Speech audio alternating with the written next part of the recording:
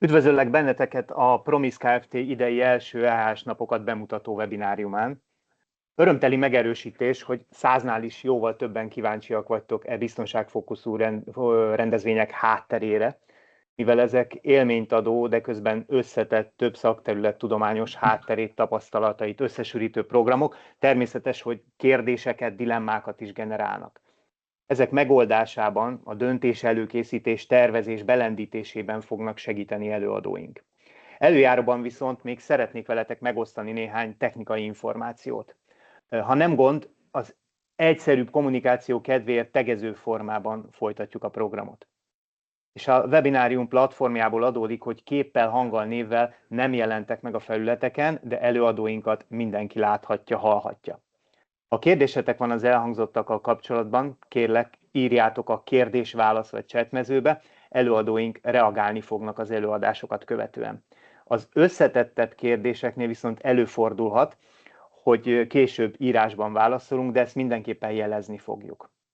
Ha technikai okok miatt valaki esetleg kilép vagy kiesik a webináriumból, a regisztrált vendégként vissza tudtok lépni. Mielőtt azonban belekezdünk, még szeretném gyorsan bemutatni a mai program előadóit. Így köszöntöm körünkben a Promis-től Megyeri Balást, projekt- és üzletfejlesztési vezetőt, Bakos Ivett, EHS program és ügyviteli vezetőt, és végül, de nem utolsó sorban Rajkovics Zoltán, EHS program koordinátort. Én Gedeon András vagyok, EHS tanácsadó, egyben a mai nap moderátora. Elsőként Megyeri Balázsnak adom át a szót, aki többek között azt mutatja be, hogy vajon milyen helyzetekre kínálhatnak megoldást az EHS napok, illetve mikor hatékonyak egyáltalán. Ehhez azonban a ti közreműködésetekre is szükség lesz, amihez kérlek készítsétek elő a mobiltelefonjaitokat, ha már interaktív programokról van szó. Úgyhogy öveket becsatolni, telefonokat elő, Balázsi a mikrofon. Köszönöm szépen, András, hogy átadtad a szót, és csak megerősítve, amit mondtál, mostan itt az idő, hogy mindenki előkapja a telefonját, és legyetek szívesek, olvassátok be a képernyőn látható QR kódot. Úgy látom a reakciókból, hogy már többeknek sikerült.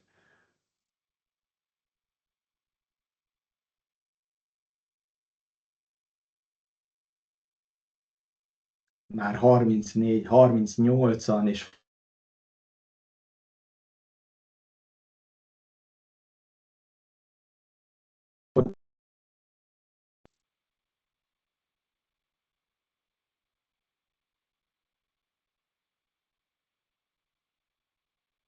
Aki már belépett, nyugodtan próbálja ki, vannak ott különböző kis ikonok, emojik, és azokra kattintva lehet küldeni jeleket.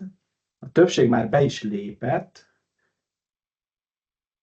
úgyhogy én fel is tenném az első nagy kérdést, amit szavazásra bocsájtunk. Kérlek, röviden írjátok be, két lehetőség van, hogy szerintetek mi jut eszébe a dolgozók többségének az EHS-ről? Úgy általánosan, amit itt tapasztaltok, amit visszajelzésként kaptok, mi szokott ezzel kapcsolatban lenni a vélemény? Itt láthatjátok, megjelennek a beírt Jön a déjà vu érzés, azt hiszem.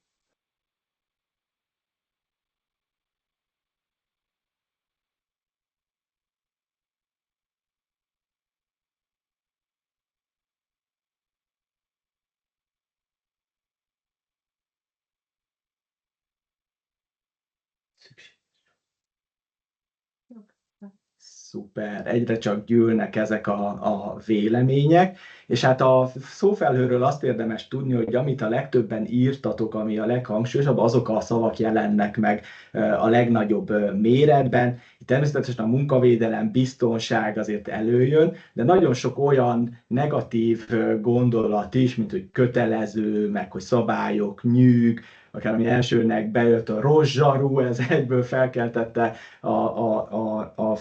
a figyelmünket. Tehát az EHS-ről nem csak pozitív a vélekedés, sok esetben valamiféle akadályt szoktak ebben látni. Nézzünk egy következő kérdést, hogy szerintetek mi a legnagyobb akadálya annak, hogy a dolgozók bevonódjanak, hogy aktívan foglalkozzanak a mindennapokban a biztonsággal?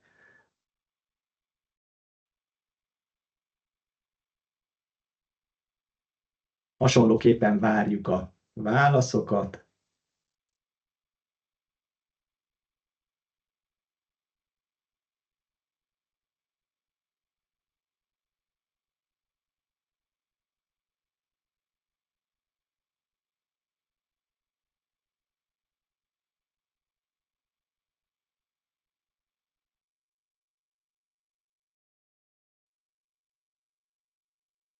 Érkeznek a válaszok, de még mindig az idő az, ami a legkritikusabb tényező, ami miatt a dolgozók nem tudnak foglalkozni a biztonsággal. Sokszor megjelent a vezető, eddig nem volt probléma, kulturális különbségek.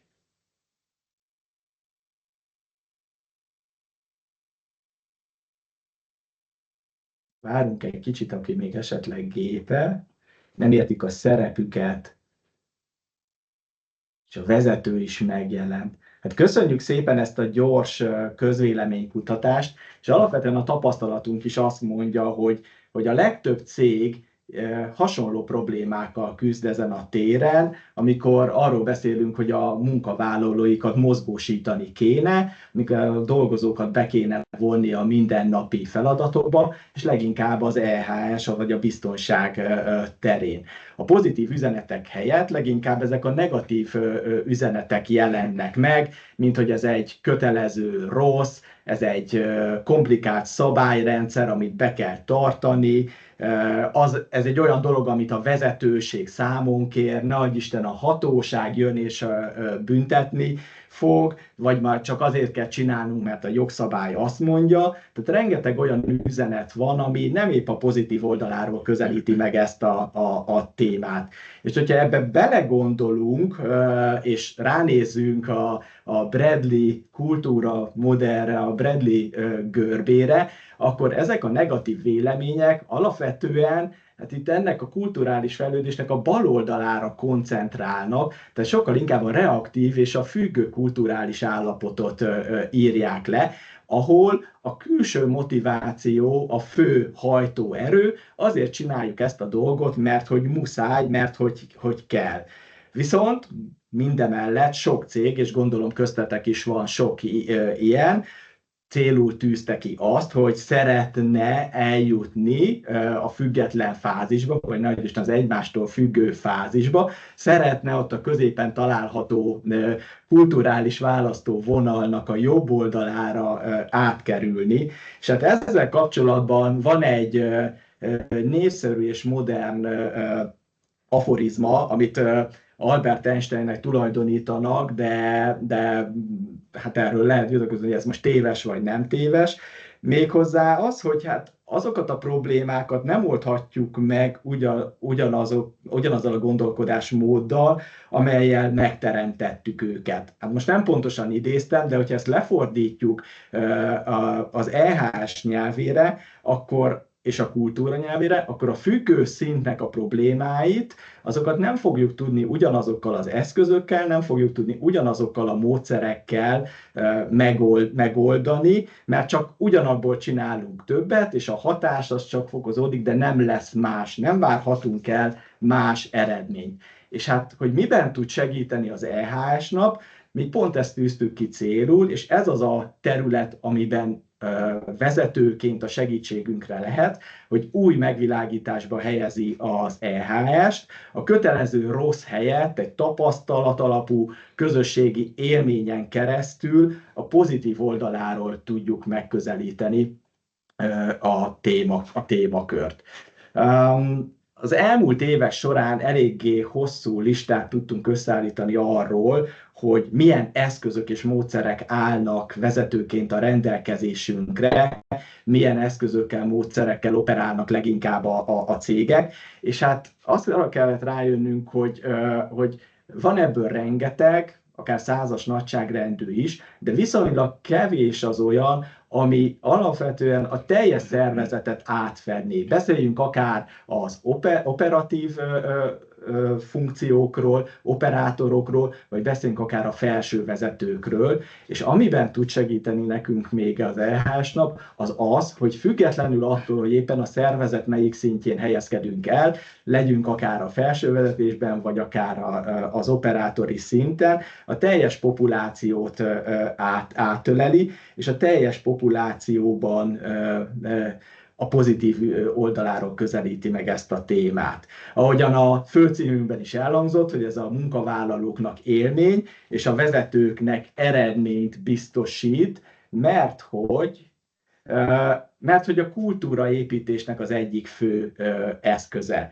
Ugye mindenkihez el tudjuk ezáltal juttatni az üzeneteinket, függetlenül attól, hogy hol helyezkedik el a szervezetben, függetlenül attól, hogy vajon ki van-e téve az adott kockázatnak, vagy sem. És hát akár a képen is látható, hogy az egyes programok, legyen szó például akár egy eles és elbotlás kampányról, amikor mind a vezetők, mind a munkavállalók a saját bőrükön megtapasztalják, kipróbálva azt, hogy az az adott veszélyforrás hol jelentkezik, milyen formában, mit érzünk akkor, amikor bekövetkezik a baj, függetlenül attól, hogy hol vagyunk a hierarchiában, jön az aha érzés, és sokkal könnyebben átmennek azok az üzenetek, hogy vajon miért is kell mondjuk munkavédelmi cipőt hordani, miért fontos, hogy a megfelelő legyen kiválasztva, és ott helyben meg is tudják azt tapasztalni, látják a máskor, milyen az, amikor egy munkavédelmi cipőben megy végig az illető a pályán, vagy milyen az, amikor a hétköznapi utcai cipőnkben próbáljuk meg leküzdeni az akadályokat.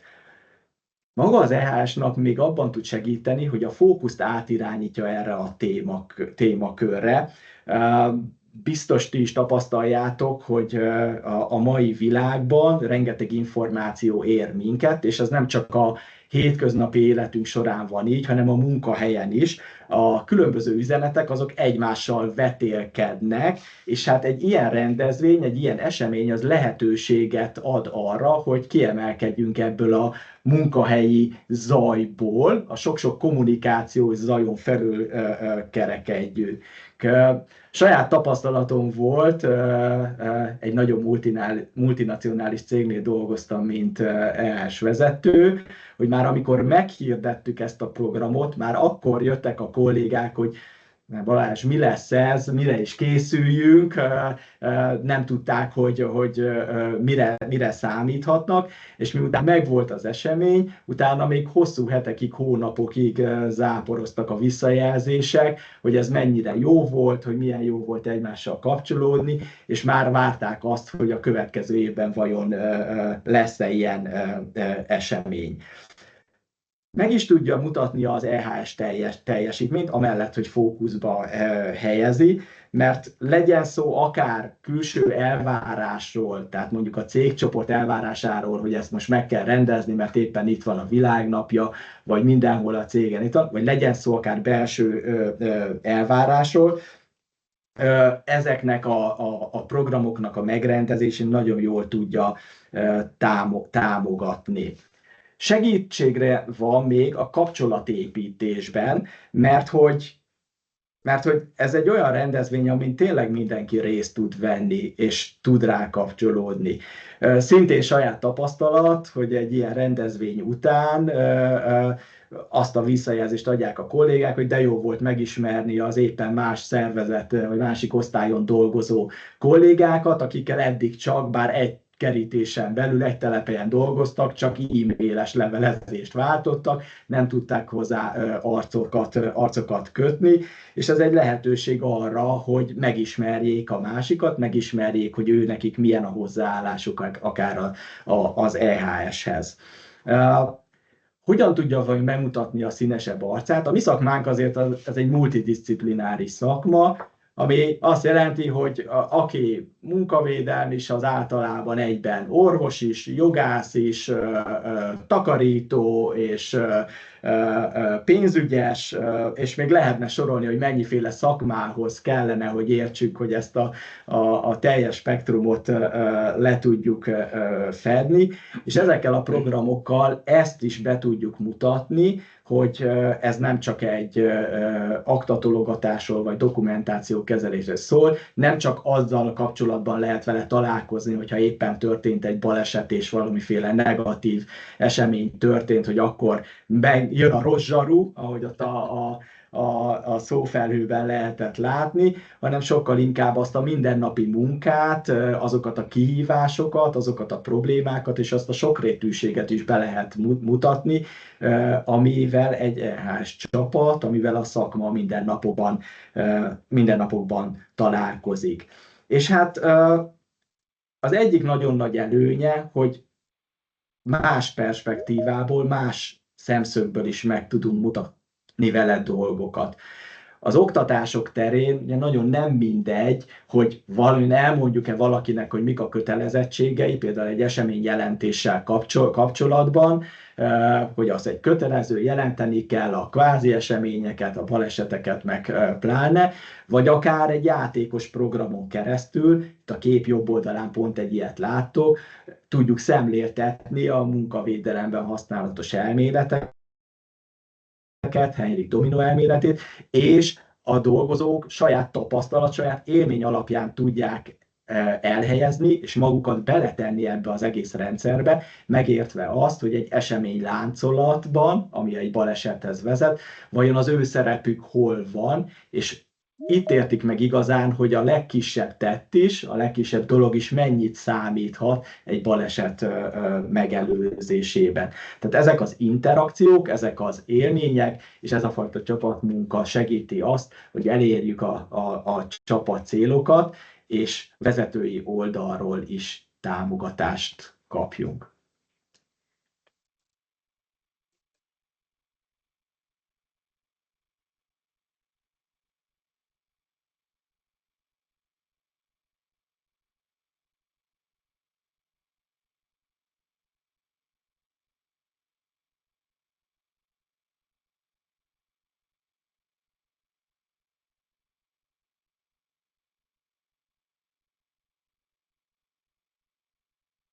Sok szeretettel üdvözlök mindenkit a webinárunkon. Első körben én mindenképp szeretném azt elmondani, egyre közelebb fogunk lépni a KIH-hoz, ha mondhatjuk így, mert Zolival vagyunk ennek a sűrűjében, ennek a szervezésnek, lebonyolításnak. Alapvetően nem célom az, hogy itt reklámozzam a céget, de a munkánk során szerzett tapasztalatok tették lehetővé azt, hogy most ezt a webinárt megtartsuk, és a saját tapasztalatainkból hozzunk példát, mert sokkal könnyebb ezek által megérteni a felmerülő kérdéseket. És hát a fő kérdés, hogy tulajdonképpen mikor is tud hatékonyan működni egy EHS nap, ehhez több minden szükséges. Például az, hogy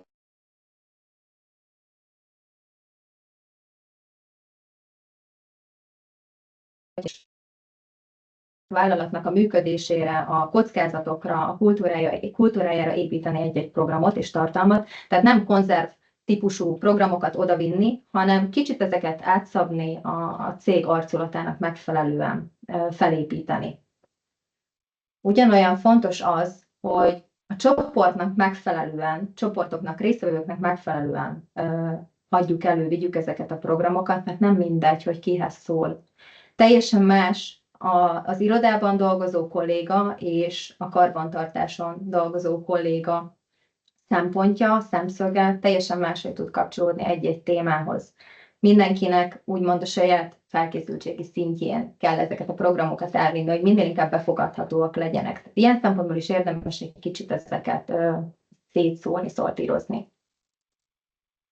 Áttörjük az ellenállást, és hát a kíváncsiságot használjuk leginkább itt a kulcsnak ehhez, mert nem csak előadást viszünk, nem csak prezentációt viszünk, hanem kipróbálható élményalapú elemeket viszünk, és előttük zajlik minden. Itt képnek, vagy példának hoztunk egy képet, és hogy mi az összefüggés itt a pálcikás jégkrémek és a kis tűzgolyó között.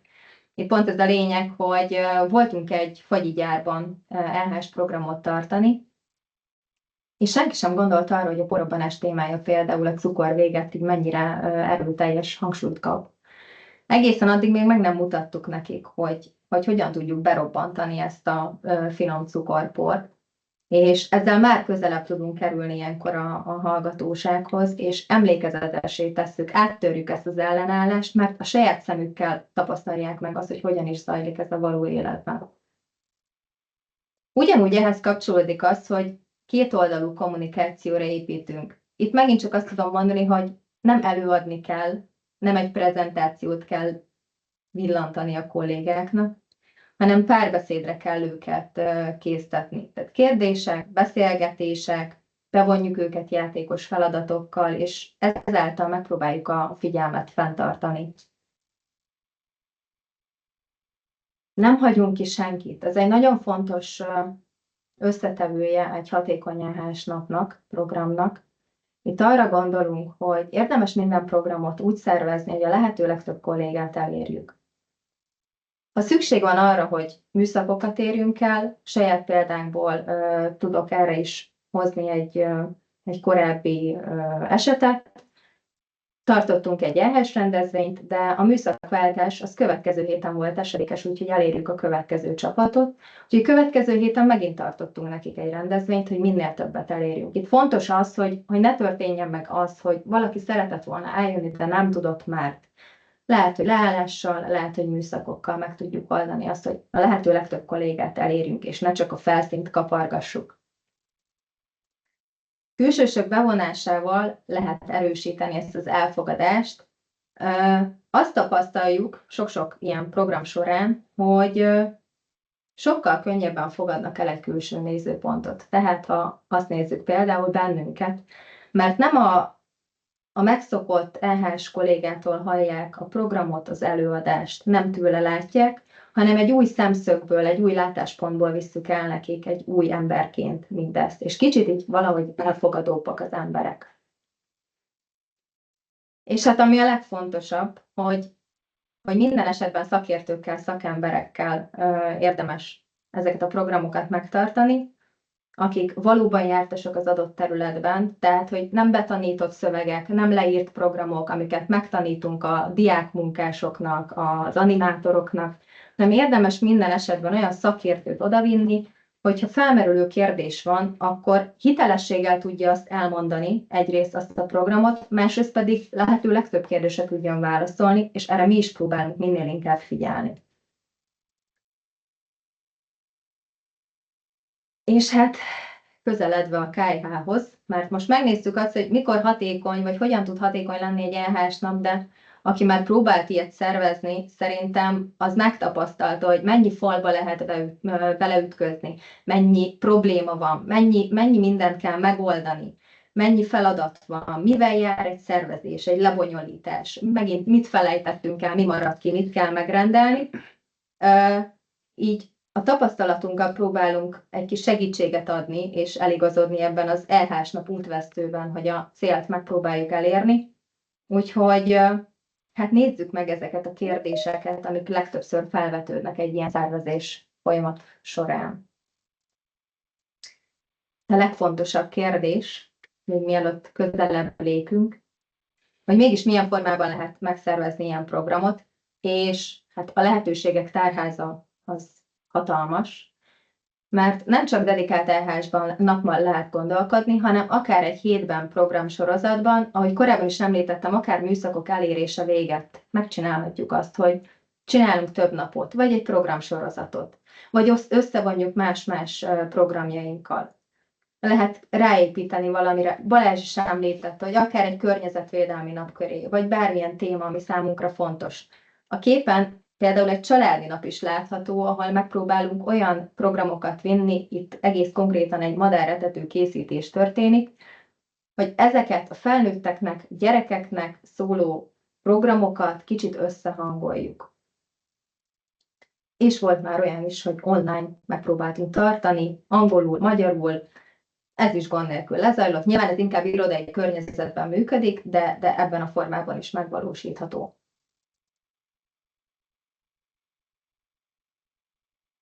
Igen, én is üdvözöllek benneteket, szervusztok, és most, hogy így Balázs is picit körbejárta ezt a témát, Ivett is a gyakorlati részét körbejárta, és említést tett arról, hogy mennyi mindennel találkoztunk azért itt az elmúlt 8 évben, mert nagyon más jellegűek a megbízóink, nagyon mások az elképzelések, és nagyon más, ahol a cégek tartanak, vagy éppen a cég dolgozói tartanak.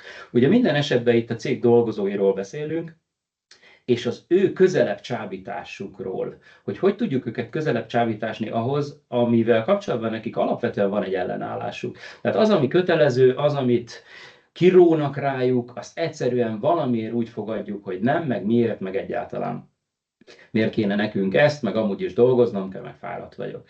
De ezekkel a programokkal mi megértetni szeretnénk. Azt tapasztaltuk, hogy a kollégákat arra az irányba visszük el, hogy egyáltalán megértsék, és azt értsék a programjainkból, hogy ez az ő tisztánlátásuk, és az ő jobb megértése, hogy adott esetben egy egyéni védőeszközt miért kell használni, miért azt a védőeszközt kell használni, ahhoz a tudást kell átadni, és a tudást kell biztosítani számukra, hogy miért jó ez nekik, és miért ezek az eszközök vannak kitéve. Ha jól figyeltétek, akkor itt a képek, ezek saját képeink egyébként, és itt nagyon vegyes vágott volt a kép, ahogy Ivett említette, egy gyereknapról volt szó, ahol madarakról beszéltünk, környezetünkről beszéltünk, környezetvédelemhez köthető programokról, másik képen éppen ölelgetett valaki egy tűzoltókészüléket, ami szintén nem véletlen, egy másik programunk, ahol tapasztalati tanulás által mutatunk be eseményeket, dolgokat, és feltettünk magunknak néhány kérdést, ami felmerülhet, vagy általánosságban felszokott merülni. Ugye az első AHA-szlájnál azzal kezdtük, hogy milyen a megítélése adott esetben az EHS-nek, milyen aggályok jönnek föl, volt a másodikon, és itt, amivel sajnos mi is találkozunk, és ezért inkább előre menekülve próbálunk válaszolni nektek arra, hogy bizonyos dolgokat már ki tudjunk zárni azokból az aggályokból, amit nyugodtan elengedhetünk, mert van rá válasz, van rá tapasztalat, és ezt nagyon szívesen megosztjuk veletek. Ugye itt a kérdés az, hogy tud-e specifikus lenni egy EHS nap, és hát természetesen a válasz igen. Mert hogy alapvetően ez egy jó lehetőség is, mert ha egy cég életében azt gondolja, hogy a tűzvédelemmel szeretne és tud többet foglalkozni, azt például több program által, egymásra épülő programok által tudjuk bemutatni nekik, és nagyobb mélységet tudunk elérni, mint adott esetben, hogyha a szokásos, és nálunk általánosságban 25 perces programokra van építve, vagy 25 perces időkeretre vannak építve a programok, amiben természetesen mindig van egyfajta szakmai ív, ezen a szakmai íven megyünk keresztül, jó esetben amennyiben ugye az időkeretek ezt lehetővé teszik, és valahol a program második felébe, tehát ennek a 25 percek a második felébe, pedig valamiféle interaktivitást viszünk be. Itt a bal oldalon abszolút egy lotó bemutató demonstrációs fal látszik, ahol nem csak elméletben kapnak a kollégák tudást, nem csak beszélgetni tudunk erről, hanem a gyakorlatban be is tudjuk mutatni. Például egy elektromos látok, hogy mit is jelent a kizárás, kitáblázás, ott helyben ki tudják próbálni a kollégák, meg tudják élni, és ki tudjuk javítani adott esetben a hibákat. Tehát itt és most van lehetőség arra, hogy közösen gondolkodjunk, és szakember kollégánkkal, ahogy Ivett említette, egy szakember kollégával át tudják beszélni, hogy mi és hol volt ez picit más. A jobb oldalon a kép, az pedig, itt csak a jellegek miatt mutatom, hogy egyik egy demonstrációs fal, másik pedig egy társasjátéknak az alapja.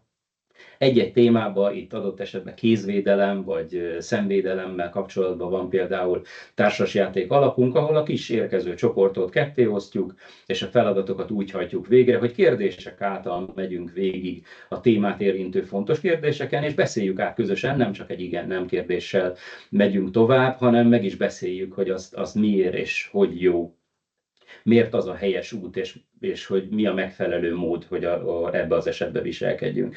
Ugye, amitől tematikus lehet egy nap, az adott esetben, ahogy említettem, a tűzvédelem, vagy környezetvédelmi napok, ahol különböző ökotudatos programokat tudunk vinni, esetleg beszélünk az újrahasznosításról, vagy éppen a takarékos otthonról, vagy az e-autókról, amiről mind hallottunk, mind tudunk valamit, de sokkal inkább el tudunk mélyülni, hogyha itt idő és mód és lehetőség van.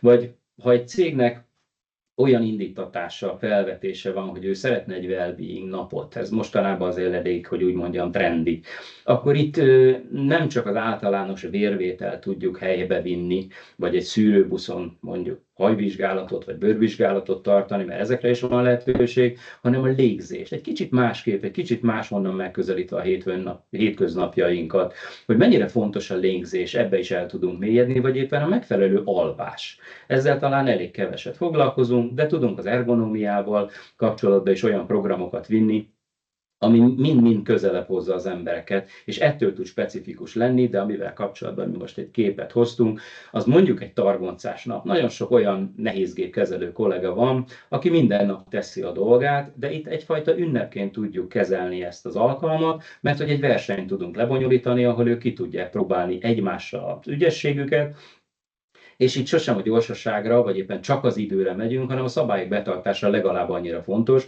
amit figyelünk, pontozunk, és ilyen formában tudjuk lebonyolítani a feladatot. És ez egy nagyon jó csapatépítő dolog, mert egy kicsit kiszakadnak a hétköznapokból, kicsit másképp látják a saját munkakörüket, és néznek rá a hétköznapjaikra. Hát a milyen iparágban szokott a kérdés szintén felmerülni, ugye van irodai környezet, termelés. Alapvetően arra a kérdés, hogy milyen iparágban, szinte mindenhol voltunk, tehát a kutyatápgyártótól kezdve az olajfúró toronyig mindenhol jártunk, és mindenhol meg tudtuk oldani azt, hogy egy oda célirányosan finom hangolt programot vigyünk, ami számukra megfelelő, ami számukra a leginkább alkalmas. A másik kérdés ugye az irodai környezet, vagy irodai kollégák, itt is tudjuk finom hangolni azt, de ez egy későbbi PPT-be lesz. Tehát alapvetően itt minden iparágra vonatkozóan, egy gyógyszergyártástól az élelmiszeriparig valóban mindenkinek tudunk vinni. Itt fontos a megbeszéléskor, és Ivet is említette az előkészületeknél a fontos megbeszélés, meg a pontos megbeszélés, hogy pontos részletekbe belemegyünk, hogy milyen fókusszal, milyen céllal szeretne a cég, vagy adott esetben van egy kockázati fókusz, ami éppen aktuálissá vált. Ezeket jól átbeszélve, megértve a felkérést, a felvetést tudunk mi is segíteni abban, hogy milyen állomások azok, amik a leginkább alkalmasak lennének a cél elérésében. Hát a helyszínek, ugye itt is nagyon sokszor van felvetés, hogy de hát nekünk nincs csak irodánk, nekünk csak kertünk van, vagy egy tarlónk, amit éppen láttok. Szinte mindenhol dolgoztunk, tehát a Nemzeti Színház árnyékától kezdve egy kéményben, egy koszos udvaron, vagy egy 70-es évek focipályáján valahol messzi távol. Szinte minden helyszínen voltunk, itt is annyi a dolog küldetése, hogy bizonyos programok nem megvalósíthatóak. Tehát van akár tűzvédelmi, akár környezetvédelmi, munkavédelmi szabadulószobánk.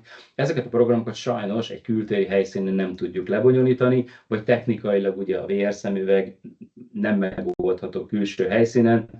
Bár azt hiszem, Ivett azért nézett rám, mert egyszer már egy nagyon sötét udvari sátorba is próbáltunk VR programot tartani. Szóval a lényege az egésznek az, hogy bizonyos programok csak bizonyos környezetben tarthatók meg, vagy legalábbis ott optimálisak, de hogy alapvetően nem lehet akadálya az, hogy nincs megfelelő helyszín, mert a helyszínbejáráskor megnézzük, hogy mit és hogy és hol hajtható végre. Igen, következő ilyen általános és örökérvényű kérdés, a hány fővel, mennyi fővel szervezhető meg. Nekem kis csapatom van, nagyon nagy csapatom van, hogy tudjuk megoldani. Igen, a pici csapat ugye mindig egy előny, mert sokkal közelebb tudunk kerülni a kollégákhoz, sokkal kisebb csoportokban tudunk dolgozni, a figyelmet könnyebben fenntartható, és ilyen jellegű programokat viszünk. Viszont ha egy nagy szervezetről beszélünk, ott viszont lehetőségünk van esetleg nagyobb lélekszámot befogadó programokat megtartani, de ekkor még mindig nem kell elrugaszkodnunk a szakmától, mert hogy alapvetően a Titanic programunk például valami ilyesmi, ahol megnézzük azt egy svájci sajtmodellen keresztül, vagy a svájci sajtmodellen keresztül, hogy alapvetően a balesetek nem egy és egyetlen okból adódnak, hanem hanem egy folyamat végén következik be a baleset. És ezt egy hosszabb, nagyobb előadáson, akár 40-45 perces előadáson, ahol jóval több embert tudunk befogadni, és tudunk mozgósítani, tudjuk megtartani. Tehát alapvetően különböző típusú programokat tudunk vinni a különböző méretű csapatokhoz vagy szervezetekhez. Itt akár előadásokba gondolkodhatunk, ismert vagy jól ismert, celebritások, vagy nevezzük inkább talán ismert embereknek, akiket adott esetben bevonunk és előadásokat tartunk. Adott közlekedésbiztonság vagy egészségvédelem, elsősegélyvonalon, ilyen jellegű módon tudunk megszólítani minél nagyobb tömeget a szervezetből. Igen, le kell állni, nem kell leállni a termelésnél, nem tud leállni, bizonyos termeléstípusok nem tudnak leállni, vagy az újraindítás borzasztó drága. Hát a szabad nap az mindig egy előnyösebb, hogyha ezt egy olyan dedikált napon tudjuk megtartani, ahol mondjuk karbantartás van a cég életében, és csak erre tudunk figyelni, és itt aztán abszolút tud működni azt, hogy a rosszsarúból valahogy jó zsarúvá tudunk válni, hiszen ezen a napon a fókusz a munkavédelmen van, olyan programokat, olyan eseményeket tudunk vinni, ami egy élmény, ami egy egészen más fókusz, mint ami a hétköznapokat, a kollégákat élni, olyan dolgokat tudnak kipróbálni, amihez adott esetben nem tudnak hozzájutni.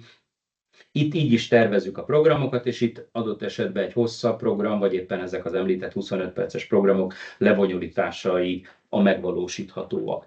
De mi van akkor, hogyha nincs egy szabad napunk, és csak a kollégáknak a rövidke kis szüneteikre tudunk építeni? Ebben az esetben is tudunk programokat vinni. Itt inkább az egyénileg végrehajtható programok azok, amik az egyéni figyelmet, vagy éppen az egyéni megközelítését a munkavédelemnek, hogy az ő egyéni készségeire tudjunk fókuszálni, és csak talán egy-két példa, hogy közlekedésbiztonságra különböző olyan szimulátoraink vagy demonstrációs eszközeink vannak, ahol egyénileg akár néhány percben is kipróbálhatnak. Mondjuk egy ütközés szimulátort, hogy milyen lenne, hogyha karamboloznék 10 km/h vagy a fölött, milyen hatás történik velem, és az egész napot akár föl lehet húzni egy közlekedés biztonságra. A kollega kijön, néhány percben megéli az élményt, történik egy egyéni beszélgetés, egy rövid interaktív érdeklődés a témában. Adott esetben egy témaköré tudunk több mindent vinni, lehet ez tűzvédelem, lehet ez mondjuk közlekedésbiztonság, vagy egészség témája is. Tehát mindkét változatban, akár hogyha leáll a gyártás, akár hogyha nem áll a gyártás, megvalósítható a programok, csak a programok jellege vagy típusa eltérő, és erre kell nagyon figyelni. Igen, ugye volt egy korábbi fotó, ahol már beszéltünk arról, hogy családi nap vonatkozásában is tudunk gondolkodni, vagy éppen kizárólag EH napban. Ugye már meg is adtuk a választ arra vonatkozóan, hogy természetesen itt összevonható. Itt amire nagyon érdemes figyelni, hogy a gyerekeknek is biztosítsunk, tehát ne csak szigorú szakmai programokat vigyünk, hanem valami olyan programot, amivel adott esetben még a srácokat is edukáljuk. Itt volt például ez a madártani előadás, madarakról, környezetről, madarak őszi-téli etetéséről, nagyon sok mindent érintettünk. Vagy éppen a komposztálás, ami azért a családokban, a kertesházak esetén főleg merül föl, hogy milyen formában szabad csinálni, mit szabad beletenni, mit nem. Itt is interaktív előadásunk van a témában. Srácok apul anyuval beülnek, és beszélgetünk a témáról, kicsit őket is tanítva, vagy az ökotudatosság mindenféle formája, vagy éppen az újrahasznosítást egy memóriakártyán keresztül, de mellé természetesen tudunk olyan szakmai programokat is vinni, ahol akár együtt is tudnak dolgozni a gyerekek, vagy éppen ez egy lehetőség lehet arra, hogy a srácok betekintést nyernének. Ugye általában azért az intézmény, a gyár környezetében szoktak ezek a napok megtartva lenni. Tudunk bemutatni, hogy apu-anyu hol dolgozik, milyen munkakört, és egyfajta ilyen pályaválasztási jelleggel is lehet betekintést nyerni ezen a napon. De ide is tudunk olyan labirintust vinni, ami felnőttek által is élvezhető, kipróbálható, de a labirintus útvesztőibe, hogy ne csak a srácok, vagy ne csak a felnőttek, hanem mindkét életkorra, mindkét célcsoportra tudunk kérdéseket feltenni, és ugye együtt jutnak ki. Egy közös élmény, csapatépítés, vagy éppen a cégen belüli csapatok, akik együtt tudnak esetleg dolgozni. Tehát természetesen összevonhatóak ezek a programok, nem kizárólag dedikált EH-nak. És igen, hát mindig nehézség, és korábban is jött ugye az irodai dolgozók, vagy éppen fizikai dolgozók. Leginkább vegyes csapatokkal találkozunk, de nincs akadálya annak, hogy adott esetben egy kizárólag mondjuk irodai dolgozókból, hiszen nekünk tudunk ergonómiai programot kínálni, vagy éppen olyan más jellegű szabadulószobát például, ami abszolút hozzájuk és rájuk van igazítva, de például egy szabadulószoba egy ellenpélda is arra, hogy ha vegyes csapatok vannak, akkor mindenkinek a tudását tudjuk használni, mert lehet, hogy egy laboráns olyan kérdésre tud válaszolni, ami vegyi téma, míg mondjuk a fizikai dolgozó egy egészen másikon van otthon, és ez egy jó átjárás is a munkakörök között, mert hogy valahogy megtapasztalják egymás munkaköreit, kicsit átlátnak, kicsit tudják értékelni azt, hogy a másik hogy és hol dolgozik, és ők együtt azok, akik a cég életét képviselik, és a közös munka az a közös eredmény is egyúttal. És nézzünk meg egy kis videót.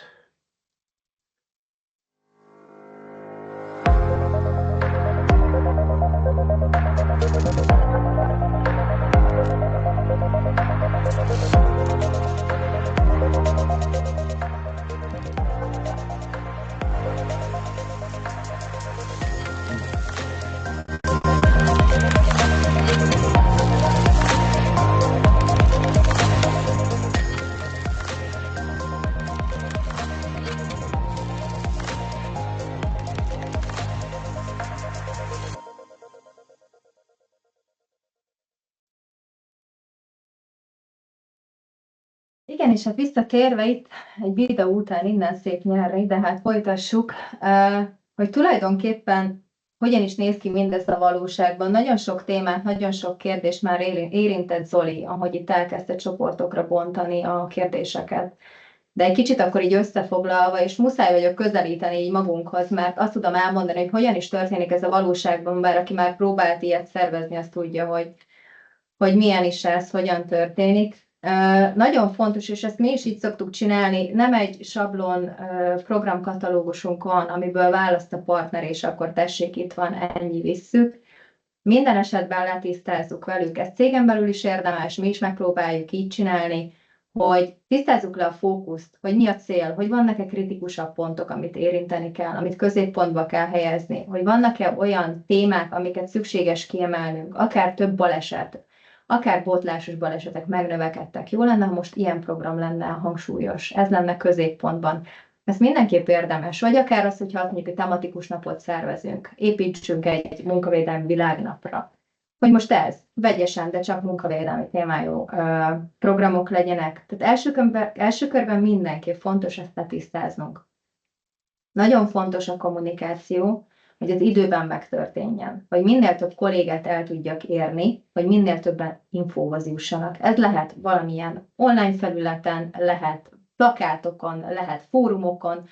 Ha úgy van, akkor végig a kantinba kihelyezek mindenhol egy-egy kis szórólapot róla, de nagyon fontos, hogy ez időben megtörténjen, akár már a rendezvény előtt 2 hónappal is akár, hogy minél több emberhez eljusson ez az info, ebben sokszor tudunk is segítséget adni a partnereink számára, hogy ez hogyan érdemes, mit érdemes.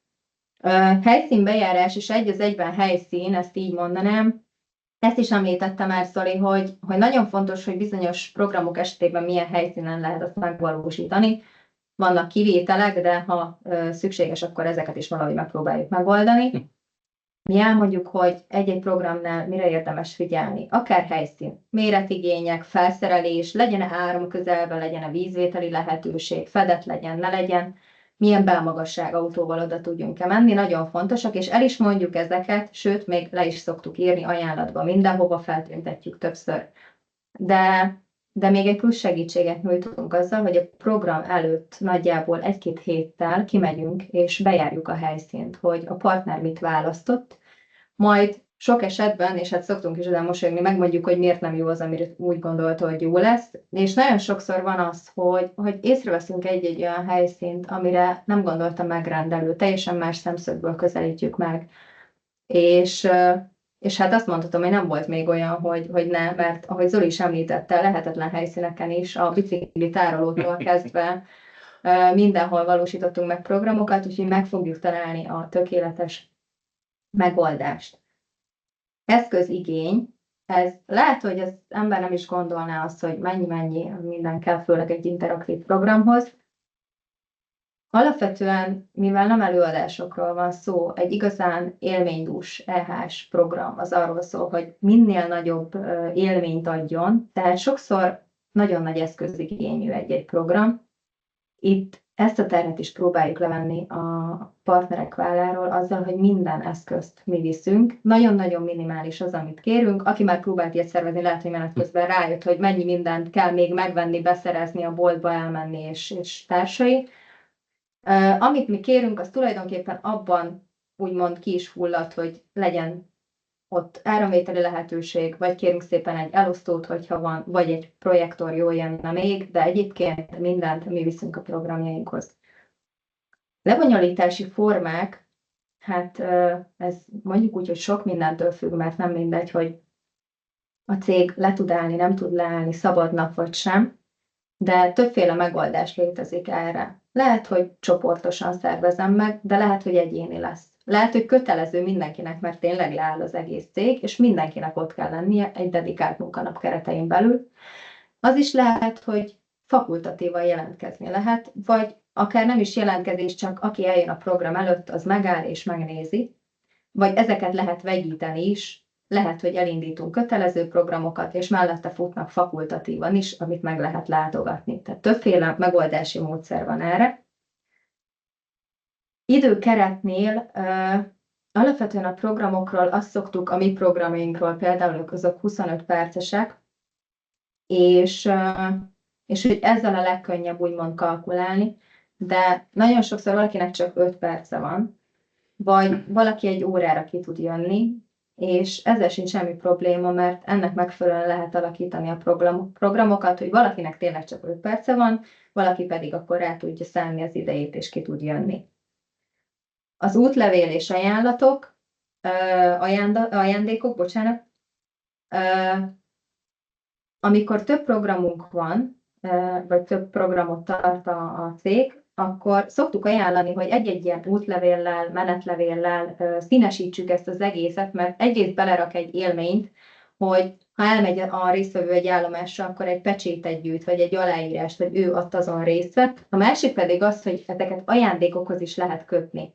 Ami azt jelenti, hogy ha nincs is ideje mindet végignézni, akkor azt mondjuk neki, hogy 8-ból például, ha 4 programon részt vett, akkor már egy kis ajándékot tud kapni, vagy akár egy sorsolás keretein belül részt vett nagyobb ajándékért egy-egy versenyben. Visszamérés, itt, amit ezzel szeretnénk így mutatni, mondani, lehetőség van arra, és mi ritkán szoktunk vele találkozni, de egyébként nem egy elvetendő dolog, hogy első kézből kapjunk visszajelzést, akár egy QR kódos leolvasással napközben a kollégák, ha le tudják olvasni, rögtön tudnak szavazni, vagy egy kérdőív kitöltésével, és első kézből kapjuk meg azt, hogy mi volt jó, mi tetszett, mi az, ami változtathatnának. Természetesen anonim módon mehetne mindez, és megkapjuk a tényleges visszajelzéseket azoktól, akik részt vettek ezen a programon, ezeken a napon. Hát ez a technikai háttér, de sokszor a kérdés igazából nem is az, hogy hogyan mérjük vissza az eredményeket, hanem az, hogy egyáltalán sikerült-e áttörni ezt a kezdetleges dolgozói közönyt, és mi is gyakran találkozunk természetesen ilyennel. És igen, áttörhető, de nem szabályokkal, és nem még több szabállyal, hanem több bevonással. És ezért is írtuk így, hogy ez nem fal, inkább csak egy ajtó, és hogy meg kell találni ezt a kulcsot, ami ezt nyitja, ezt az ajtót. És ezekkel a játékos, élménydús, interaktív programokkal van erre lehetőség, és igen, saját képeket hozunk, tehát, hogy nem beállítjuk a kis színészeinket, hogy nevetgélj nekünk. Tényleg át lehet törni, meg kell találni azt a kulcsot, azt a módszert, azt az irányt, hogy ez sikerüljön. És teljesen más az, amikor valaki kipróbálhat valamit, egy olyan helyzetbe kerülhet, hogy nála a döntés, nála a feladat, nála a lehetőség, és sokszor ez a közöny egyből átfordul kíváncsisággá. És én példát szerettem volna ehhez hozni. Volt egy nagyobb üzemben tartottunk EHS napot, EHS rendezvényt, és leesésvédelem volt a téma, hatalmas nagy előadóterem, projektor, vászon, laptop, hát egy tipikus ilyen oktatás, előadás terme.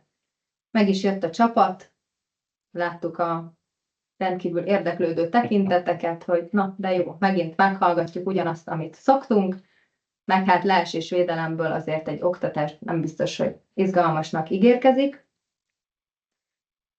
De előkerültek a VR szemüvegek, és előkerült egy izgalmas VR program, és lehetett látni azt, hogy már kicsit változott a hozzáállás, hogy nem, mi nem egy prezit fogunk mutatni, hanem valamit ki kell próbálni. És ezt a VR programot elvittük nekik. Egy idő után eljutottunk oda, hogy egymás kezébe adták a VR szemüveget, viszont itt is volt egy kemény dió, minden csoportban van egy kemény dió, egy tapasztalt karbantartó kolléga, aki eléggé szkeptikusan állt a dolgokhoz, hogy hát nehogy már meg, hogy látja kivetítve, hogy ez milyen, ez biztos, hogy nem lesz félelmetes, őt ez nem érdekli, de aztán a kollégáknak sikerült rákönyörögni a VR szemüveget. Felment, és csak állt. A program alapvetően az, hogy lifttel fel kell menni az 50. emeletre és kisétálni egy deszkán. Felment és csak állt, majd inkább lejött, és ott érezni lehetett rajta, hogy ez a közöny, ez sikerült, ezt a közönyfalat sikerült áttörnünk, mert lehetett rajta látni a meglepettséget, és azt hiszem valami olyasmi hangzott el, de hát nyilván erre már pontosan nem tudom, hogy mit mondott, hogy ő úgy gondolta, hogy nincs tériszonya, de hogy most már rájött, hogy lehet, hogy a 2 fokos kis fellépőre se mer felmenni, mert hogy ez így kicsit megváltoztatott benne mindent. Én azt mondanám, hogy nézzük is meg ezt a programot, hogy milyen ez a VR.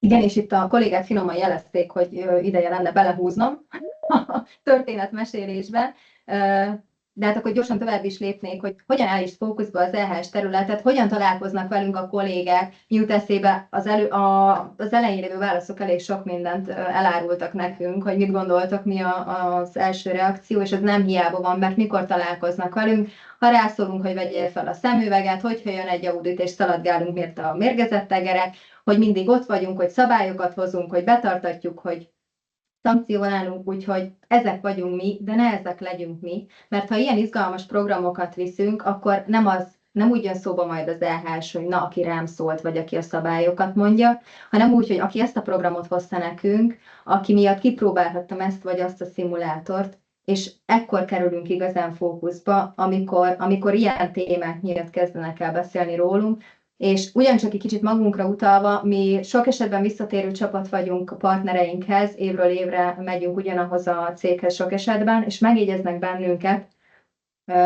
és egy év távlatában emlékeznek, hogy ki milyen programot tartott, ki hol volt, kivel hol találkoztak.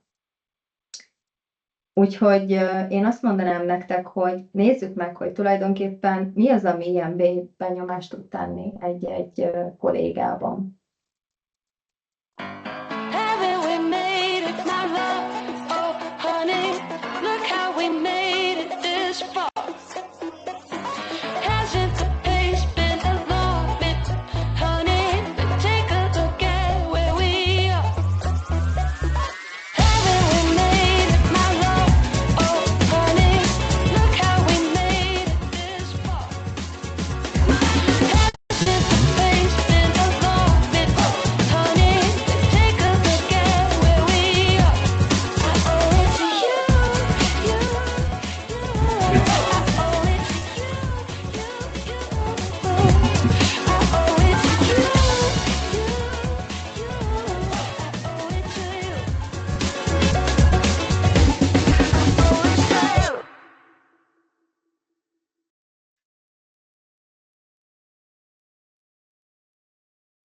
És tulajdonképpen a lényegi kérdés, hogy mitől is más egy EHS nap, hogyan lesz az élmény maradandó, de azt hiszem, hogy az előttem lévő videók és tartalom már meg is válaszolta ezt a kérdést, hiszen ez úgy lesz maradandó, hogy ha nem megint tanítani akarunk, nem egy új szabályt hozunk be, hanem hatunk a kollégára, és ez akkor marad igazán meg valakiben, ha testközelben történik. Részt kell benne venni, és érzelmet vált ki. Ez egy EHS nap.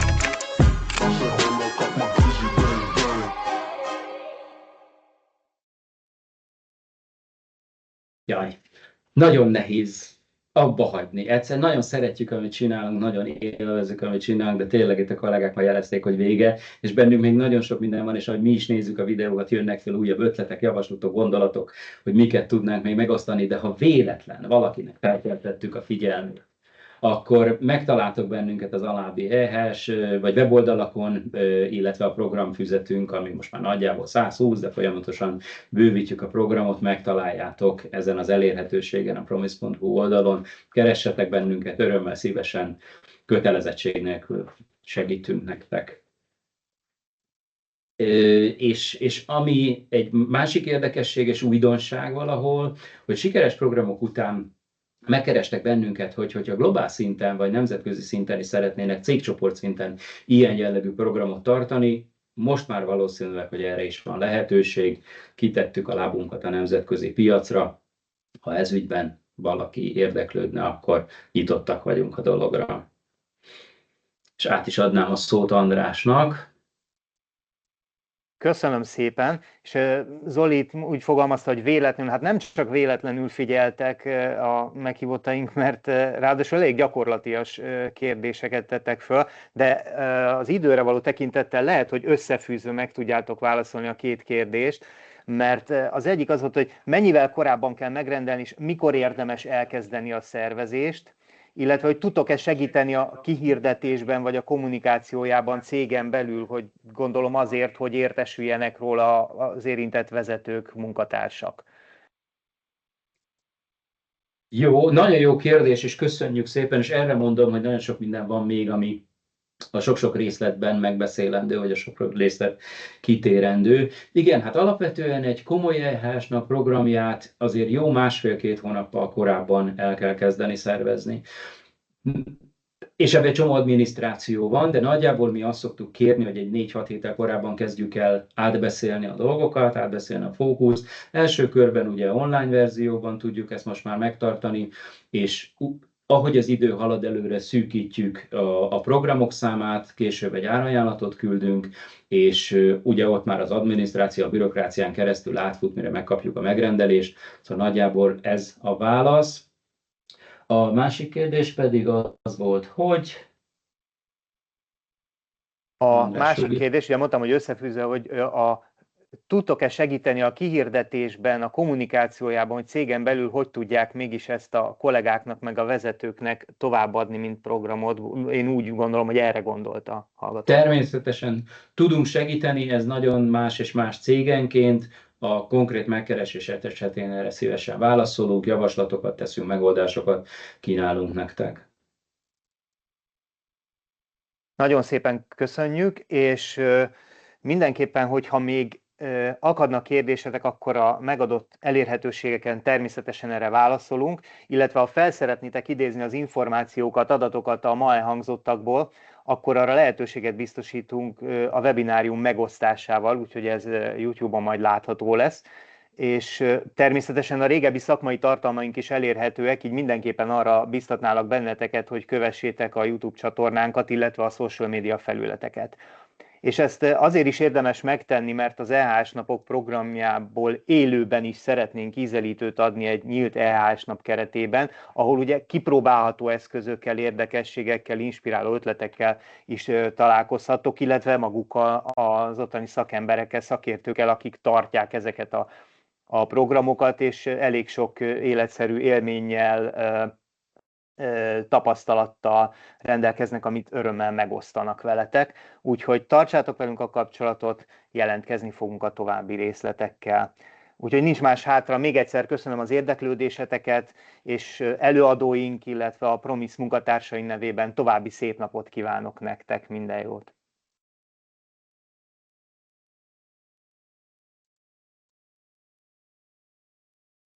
Köszönjük! Szervusztok! Sziasztok! Sziasztok!